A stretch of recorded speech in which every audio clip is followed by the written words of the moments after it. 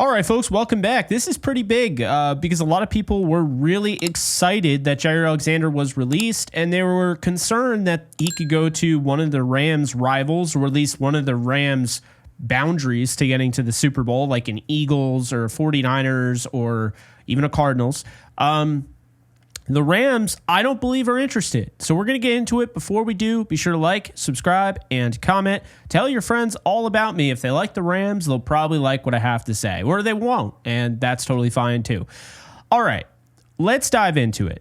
Yesterday, Jaire Alexander was released by the Packers. I gave you my pros and my cons, essentially, for why the Rams, or what the Rams could get out of signing him. The cons, pretty much what you would probably remember, significant injury concerns. I mean, we're talking about missing at least 10 games in 3 of the last 4 seasons. So reliability isn't really there. The financial risk by paying somebody that much money who is always hurt and taking away from playing time of, say, an Emmanuel Forbes or somebody like that, right? In addition to that, you'd be choosing him over Jalen Ramsey. Now, the age was the positive side of that, right? Because he's 28. He's not as old as Ramsey. The competition of signing him is also a con, because now if you spend all that focus on signing a Jaire Alexander, well, now it takes you away from, if you miss that, Jalen Ramsey could be gone and someone could trade for him while you're focusing on trying to get a deal done with Alexander, because this will likely be drawn out. He'll probably want to visit a few teams and all of that. There were pros, though. He's an elite talent when healthy. He dresses a secondary need that a lot of Rams fans seem to have that I don't really necessarily have. I just think if this is a team that, like I do believe, is the favorite or one of the favorites to win the Super Bowl, adding another cornerback at that level just makes your roster better. That's that simple. Scheme fit, aggressive. This is a guy that I felt like had a lot of good and some significant bad to signing him, right? So the Rams, we got some updates here from a few reporters, but I first saw Jordan Rodriguez' report, so I want to give her the credit on Twitter. No new news, as I love that, as Jordan said, for Rams' possibility of adding Jalen Ramsey. I have noted they aren't really looking at this time period as any kind of deadline, quotes. On Jaire Alexander, Sean McVay says, quote, "Nothing but respect for the player, but I don't know if that's a direction that we would go," end quote. Now, some people might say, so you're telling me this is a chance, and hit me with a Jim Carrey meme. No. If Sean McVay, because I know by now, I've been covering this team since 2016. I know what Sean McVay is trying to say, when he doesn't even have to say it. You just know, right? When he says, "Nothing but respect for the player, but I don't know if that's a direction we would go," he's not interested. They're not interested. They've already had an internal discussion. Like I mentioned in my previous video, he probably talked up with his buddy, Matt LaFleur, who a lot of people don't realize he's closer with than Kyle Shanahan. The media would have you believe it's Kyle Shanahan that he's best friends with, but he's actually best friends with Matt LaFleur, from what I've been told. So that doesn't surprise me. And I did mention this. The Matt LaFleur connection could have something to do with it. Now, he didn't mention anything about Matt or LaFleur, but I can kind of read in between the lines here. They did their due diligence. They probably, had an internal discussion, and they came to the conclusion that doesn't make any sense. They actually like their corners. Kind of goes along with what I've been saying. The idea of getting another cornerback isn't a need for them. It was an opportunity to get better. When a guy like Jalen Ramsey, who you already have familiarity with, who you already love, everybody in the locker room would love him. Everybody on the coaching staff loves him. The front office loves him. And oh, by the way, he won a Super Bowl with this team. He is considered a member of this organization in, when you look back on history, he's one of the greatest players ever to wear the Rams uniform at the cornerback position. It's kind of a no-brainer, right? Now, it's not a no-brainer because at the same time, you have to figure out draft compensation. You have to trade for him. So that's what they're doing. They're waiting. They're not putting a deadline on anything. They're not hustling anything. They are waiting. But this tells me, when I saw this today, it was very simply put, this is essentially Jalen Ramsey or nothing. Okay? That's it. So when I've been saying multiple times, hey, they like Darion Kendrick a little bit more than the next person, you would think, well, there's a reason why I'm saying that. I have the depth chart right here in front of me. You got Ahkello Witherspoon, who's going to be their number one corner, as I've said, and I've been told. Then you have Darius Williams and Kobe Durant, who are going to fight for that 2 spot. Whoever loses is then the 3. Then you have Darion Kendrick coming off a season-ending injury. And before the injury, they were very high on him. He's their 4, potentially. But he'll probably be battling out Emmanuel Forbes, who would be their 5 if he lost. Then you have Josh Wallace. Then you have, Charles Woods. You got AJ Green. You got Sean Jolly making plays in camp. Okay, look, I am not at all trying to say that they have a bunch of absolute beasts at the back end of this. I'm not saying Charles Woods and Josh Wallace are future stars. What I am saying is that the Rams like this cornerback room more than likely you do. That's just the reality. This explains it. Jaire has injury concerns. Jaire is not somebody they have familiarity with. Obviously, Matt LaFleur is a friend, but that doesn't necessarily mean he has to give him everything, right? They don't have familiarity with him. When it comes to Jalen Ramsey, guess what? The defensive coordinator, Chris Shula, was in the building the entire time Jalen Ramsey was a Ram. The entire time. So there is familiarity there. Aubrey Pleasant. Like, there are guys in the building that know Jalen Ramsey. So Sean McVay loves him. Talks about him all the time. Like, when he's mentioned, absolutely loves his player. Les Snead loves him. The organization loves him. And guess what? He loves the Rams. But again, this comes back to, I don't think the Rams were shopping to add another corner. I think that they identified 2 corners that they really liked that were available in a different way, and that's what they went about. And if you're asking me about the second corner, it was Chidobe Awuzie. He signed with the Ravens. When he signed, they're like, okay. Then Jalen Ramsey became available, and they're like, that's a guy I want back. It makes sense. You're trying to win a Super Bowl. But what doesn't make sense is just getting a guy because he's a big name. I love Jaire Alexander's game when healthy, but what has been the biggest issue about the Rams, like injury-wise? It's been the soft tissue stuff. It's what's held back guys like Kobe Durant. It's what held back guys like a Cam Akers and Darrell Henderson, right? These guys that did contribute at one point or another were held back by soft tissue injuries. They're not trying to add a guy that's going to hurt his finger or his hand or his shoulder and only play 6 games. Because think about this. Now you're paying him, so when he is healthy, you're going to have to play him. But what happens if you get into last year?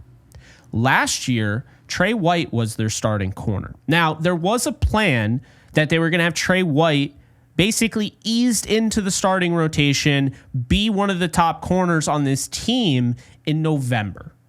But what happened? Football happened. Darius Williams got hurt. Kobe Durant was dealing with some stuff. And now all of a sudden, he's your number one corner. Just like that. And he was not ready. And I want to give him some praise, or at least some defense here, because Tre'Davious White is not horrendous. The way he played at the beginning of the year, he was clearly not fully back. And when he got to the Ravens, was he great? No. But he wasn't horrendous. He wasn't a black hole in the defense like he was with the Rams. It wasn't just because he left the Rams and went to the Ravens. It's because he was playing not fully 100%. So now you factor in last year, you factor in the injury, you factor in how much money you spent and how you chose him over a guy that ended up being your starting cornerback to end the season, which was Ahkello Witherspoon, guy who started the previous year. And you start to realize, yeah, we did this before. A big name, former All-Pro, injuries, and it didn't work. So what's the definition of insanity? It's doing the same thing over again and expecting different results. So when you think about it, signing Jaire Alexander who has some injury concerns, and there was some locker room stuff, but we won't get too much into that. Some injury concerns, playing 10 games in the last three out of the last 4 years, right? That right there probably brings back a little bit of pain for a Rams organization that just went through this with Tre'Davious White. So can I fault them? No. I have no issue with them. And you know what? If the 49ers want to go and sign Jaire Alexander, by all means, they can do that. If he proves he can stay healthy, then they won the bet. But for a team to go out there and get him, if he can't stay healthy, well, now you paid him money, and now that's money that you can't pay somebody else to do the job.